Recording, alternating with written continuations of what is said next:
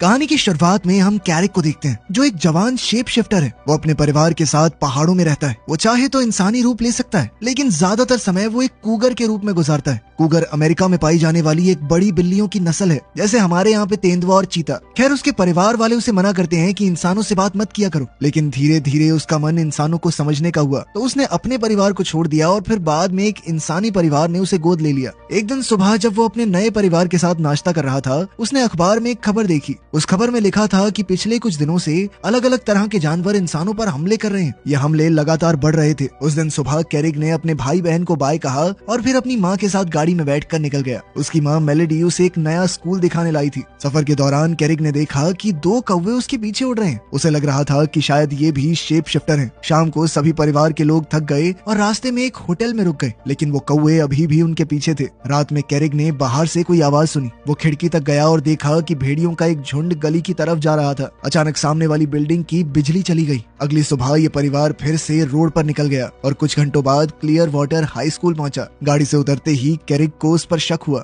उसने देखा कि वही कौवे जो पीछे लगे थे अब स्कूल के स्टूडेंट बने खड़े हैं। तभी प्रिंसिपल लीजा वहां पर आई और कैरिक का स्वागत किया। उसने कैरिक की माँ से पूछा कि कैरिक आपको मिला कैसे। इस पर एना ने बताया कि उसके असली माँ बाप कभी नहीं मिले। कुछ साल पहले मुझे एक फोन आया कि एक लड़के को रेस्क्यू करना है। जब मैं वहां पर गई तो कैरिक बिल्कुल डरा सहमा बैठा था। एना ने उसे बड़े प्यार से समझाते हुए अपने पास बुलाया और कैरिक उसे इतना अच्छा लगा कि उसने अपने पति को मनाया कि इसे हम ही रख लेते हैं ना। कैरिक बाकी किसी पर भरोसा भी नहीं करता था। इसी वजह से एना और उसके पति ने आखिर में उसे गोद ले लिया। जैसे ही कैरिक ने 10th पास की तो मुझे इनविटेशन मिला आपके स्कूल से। उसने सोचा कि शहर से थोड़ा दूर शायद कैरिक खुश रहेगा, क्योंकि अपने पुराने शहर वाले स्कूल में वो ज्यादा खुश नहीं था। खैर, अब लीसा ने एना से कहा कि मुझे कैरिक से अकेले में बात करनी है। एना के जाते ही लीसा ने कहा कि मैं तुम्हारा राज जानती हूँ। उसने बताया कि इस स्कूल में सभी शेप शिफ्टर हैं, तुम भी वही हो, इसीलिए तुम्हें इनविटेशन आया है। मेरे या स्कूल के किसी भी आदमी के आगे अपना राज छुपाने की जरूरत नहीं है।